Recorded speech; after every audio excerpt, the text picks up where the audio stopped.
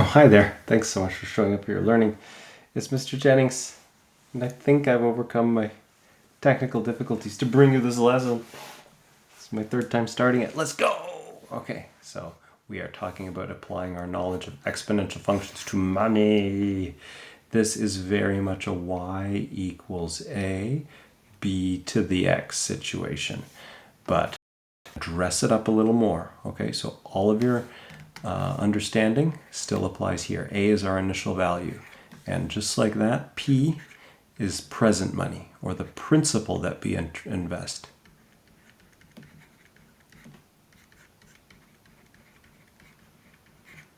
Investee. Invested. Oh my goodness, check my brain for technical difficulties. And Y is still showing us how much we're going to have. So A is the amount in the future. Amount of money in future. Yeah, cool, right? And then B here, well, we're going to have to talk about R and T and C and these little letters in a second. So let's do that now. We're going to do this very quickly so we can look at examples real soon, okay? And I'll show you how to work the examples, all right? Basically, R is our interest rate per year. And T is time. Okay, so that's pretty straightforward. And in the case where we apply interest once per year, okay, we get all the interest in December 31st or something at the end of the year, boop, interest appears, then this works like this. The amount we will have in the future is equal to the principal multiplied by 1 plus the interest rate raised to the power time, exactly like the exponential functions we've looked at. Okay, but this is pretty rare to get interest all at once at the end of the year. Generally, interest is compounded, say monthly is very common, or even daily, you can see, or weekly. We're going to break the interest rate up into that many pieces with division. Okay, so we take the interest rate and we divide it by the number of compounding periods, and that gives us this I that goes in there. Okay, so we break that interest rate down, but then we apply it that many more times, and that goes up there. Okay, so supposing you're getting your interest monthly, we would have a different function where we're adjusting those variables. Okay, so I is the interest rate per compounding period.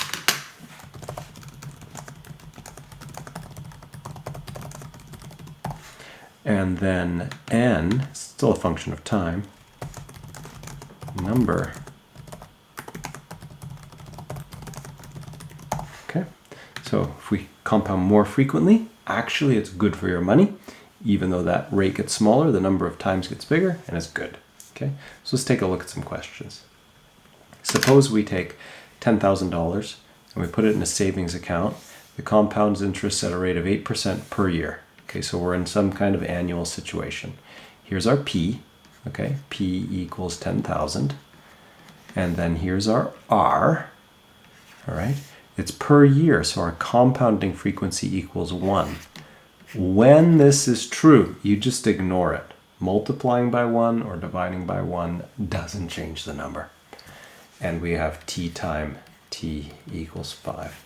So let's build our function first. Okay, so future value A, the amount we will have, is equal to P multiplied by 1 plus R over C raised to the power T multiplied by C. But here, since C equals 1, we can just properly ignore that part and ignore that part. Let's build our function. The amount we will have is equal to our principal multiplied by 1 plus the interest rate as a decimal, okay? 8% equals 0.08. That's your interest rate, okay? Raised to the power time, okay? So we have A is equal to 10,000 multiplied by 1.08, but we want T to equal 5, so let's just put that in there. And then we go ahead and get a calculator ready. I suppose I could have that ready. As you see, I didn't get too far with those previous video attempts. 10,000 multiplied by 1.08 raised to the power of 5 equals, we will have 14,69328.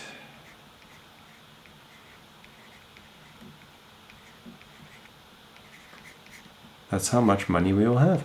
We will have earned $4,693.28 in interest. Okay, that's in addition to that. And how much work did you have to do for that? You had to not have your $10,000 for 5 years. And then you get an extra $4 grand. It's pretty good. Pretty darn good. Okay, you want to do that if you can. 8% is pretty good.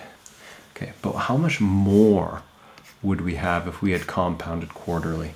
Okay, let's take our function. A equals P times 1 plus R on C raised to the power T times C.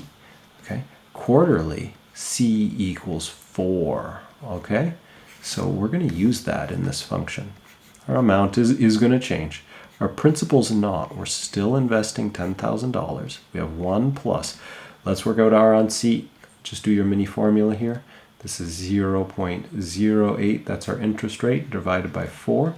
My calculator told me that that's 0.02.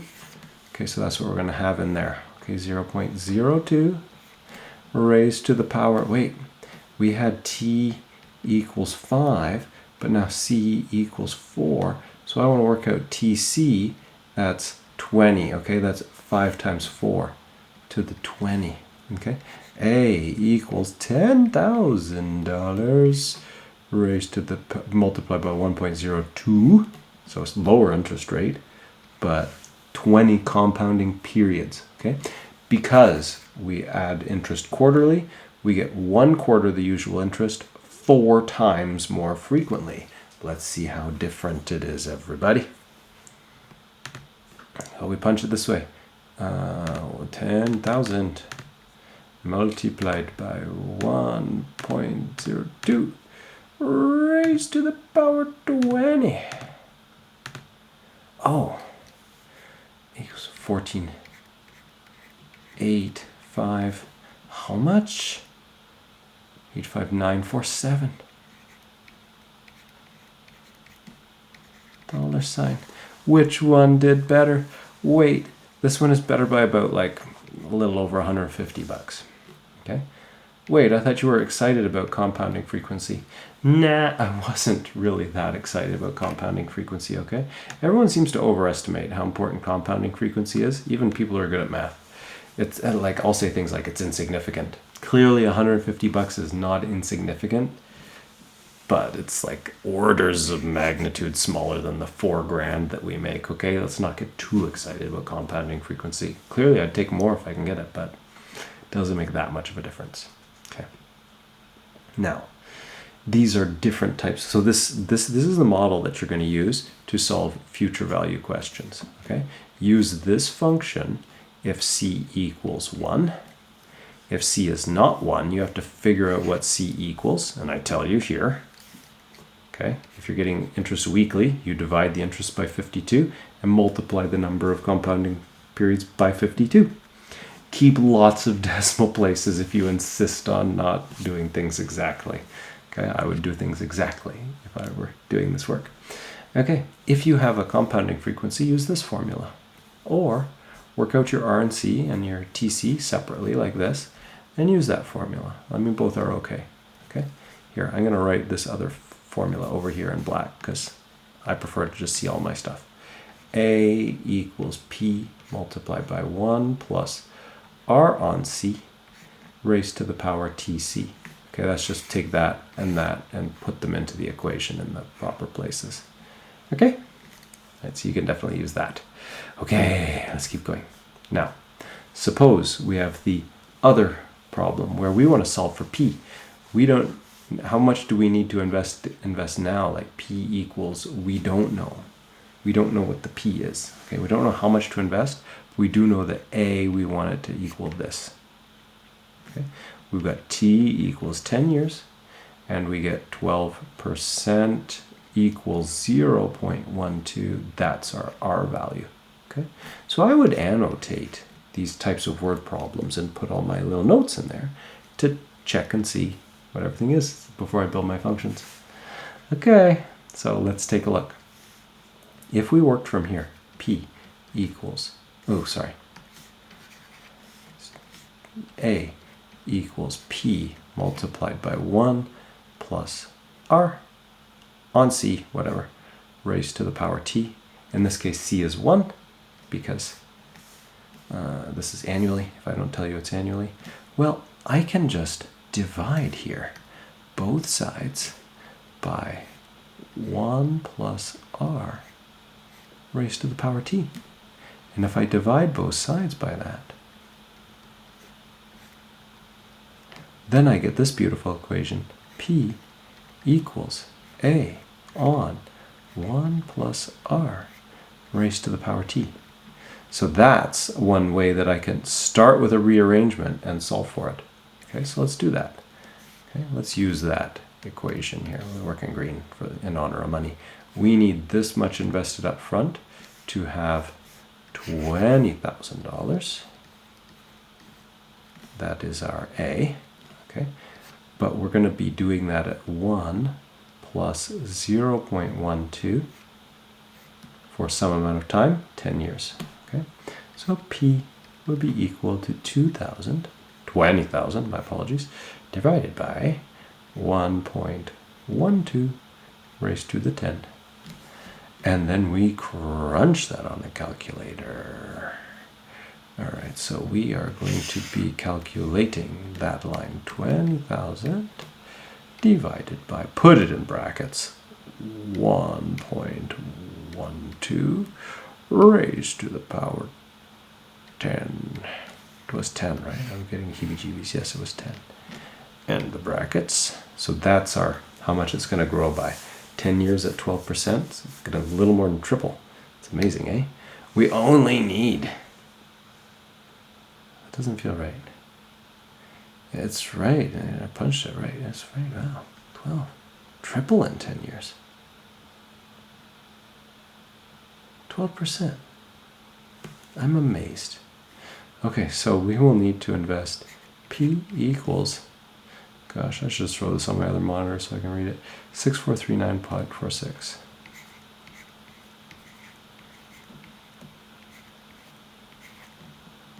I'm a little dumbfounded that it triples. I was expecting like, I don't know. No, I guess that, wow. Okay. So that's how much we would need to invest now. So let's build our sentence.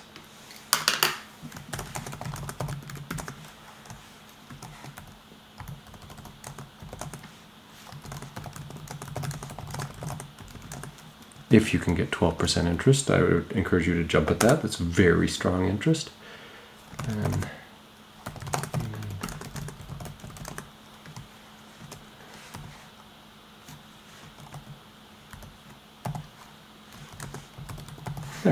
there's our sentence. Okay, let's keep going. But how much less will we need if we needed to invest in it quarterly?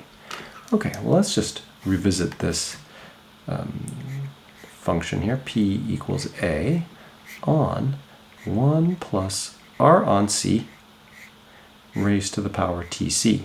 Okay, that's our rearrangement of A equals P times 1 plus R on C times to the TC. Okay, and now we've got quarterly equals 4. Okay, so we're still going to have the rest of the stuff. This is going to equal 20,000.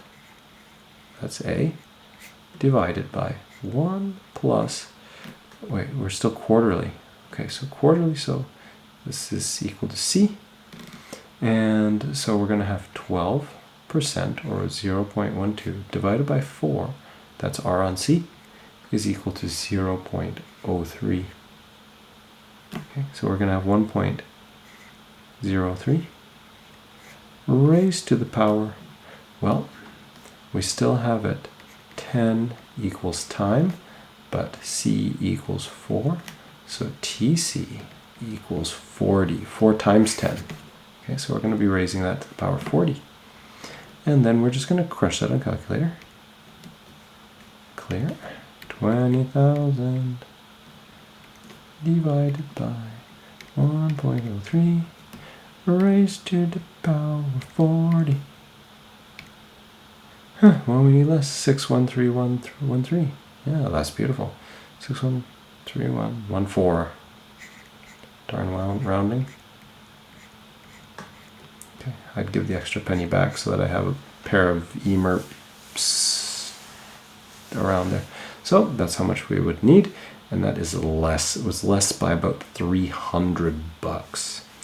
So we're saving about $300 if we can get this quarterly compounding compared to the yearly, the annually compounding above. So compounding is clearly helping us.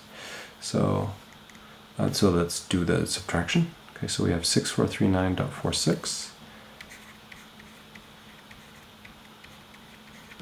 minus 6131.14. And we're going to subtract those things. That gives us, oh, it's only $300. Yeah, I said 300. 308. 32. 308.32.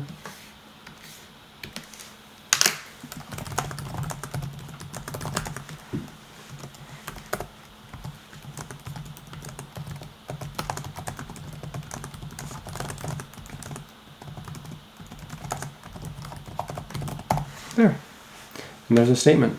So these are the 4 basic problem types that we're going to be looking at with this topic. As you can see, they're just exponential functions. But when we have this situation here where we have the TC and the RC, it's somewhat more complex.